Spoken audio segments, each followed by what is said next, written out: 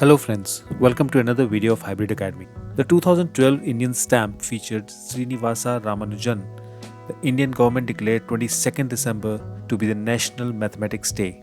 It was introduced by Prime Minister Manmohan Singh on 26th of December 2011 at Madras University to mark the 125th birth anniversary of the Indian mathematician Srinivasa Ramanujan. On this day, let's learn the 10 rules of learning math scientifically. The following 10 rules, which are based on decades of research, aim to demonstrate that the standard way to teach children math is counterproductive because it focuses on symbols. To be able to think mathematically, however, means not to think in symbols, but to learn to think in relationships. Math can't be taught.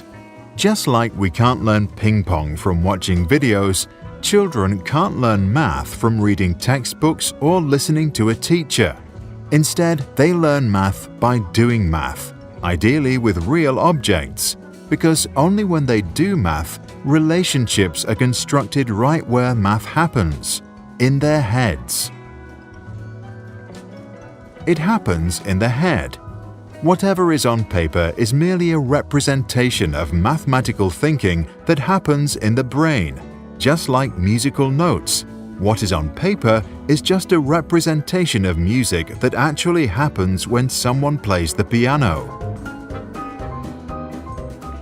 To be a good musician, it's not enough to be able to read the notes. We also need to practice a lot. The same is true for math, which is why practicing mental arithmetic is so important. Math needs years of practice. This becomes clear when we look at how children learn to understand a number, say 8.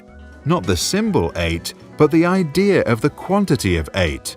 To internalize this seemingly simple idea, children need a lot of practice in 2 skills. First, they need to learn how to create order, and then, later on, how to create hierarchical relationships. Let's look at order first. Construct order. When 4-year-olds learn to count, most have trouble ordering objects in their heads if the things they count are unevenly distributed. Sometimes they skip objects, then they count the same ones twice. To do it right, children have to learn how to construct order in their heads. This seems easy, but actually takes our brains a lot of practice. Once children learn to order objects in their heads, they can put them in relationships. Hierarchical relationships. As children construct order, they count the objects as follows: 1, 2, 3, 4, 5, 6, 7, and 8. As they do that, the number 8 represents the 8th place in the order. In other words, 8 always includes 1, 2, 3, 4, 5, 6, 7. The idea of 8 is therefore a hierarchical relationship between the 8th object and all those preceding it. If we don't learn to do this sort of abstraction by doing lots of math in our heads, we won't be able to form a solid foundation for arithmetic. After building them, children need to learn to break relationships apart again.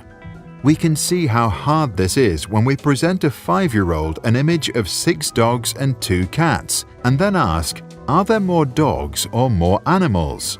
While most adults who see the full picture find this question odd, a 5-year-old typically just answers, more dogs. When you ask further, more dogs than what? The child replies, than cats. In other words, if you ask, are there more dogs or more animals, the child hears, are there more dogs or more cats? At age 5, most kids didn't practice enough math to break hierarchical relationships apart while still remembering the whole. This happens because once the child has to cut the whole into parts, for them, at that moment, the whole no longer exists. They have not yet constructed the concept of 8 without thinking of it as a sum of its parts. So when they divide the animals into cats and dogs, all they can think of are two parts of which one looks larger. The idea of 8 is then forgotten. To also think about all animals would require two opposite mental actions. First, divide the whole and then put it back together, a mental process that most 5-year-old children precisely can't do. Only by age 7 most children can see the whole and keep its abstraction in their heads and still divide the sum in its parts. Experiences precedes language. As we demonstrated, it takes a child a lot of mental training and hands-on experiences to form the concept of a number. At the age of 5, we can build a simple row of 8, later form 8 square, then 8 root. Only once we have constructed number concepts inside our heads can we effectively learn how to express them with images, symbols, and language. Math can be expressed in different languages. 100,000 years ago, we used objects to express our mathematical thinking. Later, we used images. Around 1,000 years ago, we began to reduce images to Arabic numeral symbols.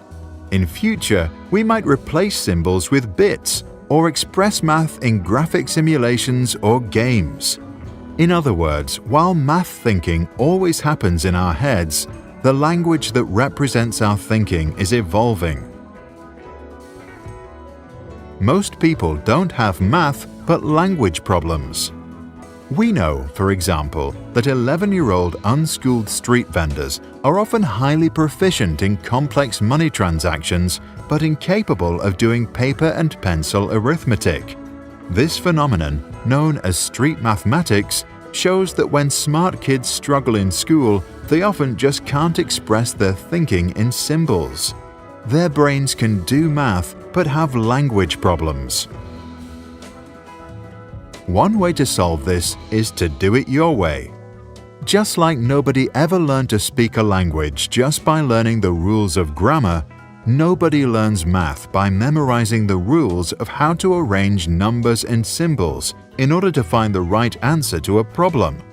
Whenever we do that, we stop constructing fundamental principles inside our heads. To get better and confident, children should be encouraged to find their own path and use their own language to express a solution. Which brings us back to Rule 1. Math can't be taught, it has to be constructed. If we want to learn math, we have to do math in our heads, ideally with real-life experiences. Later, we replace the objects with abstractions, such as language, symbols, or whatever the future might bring.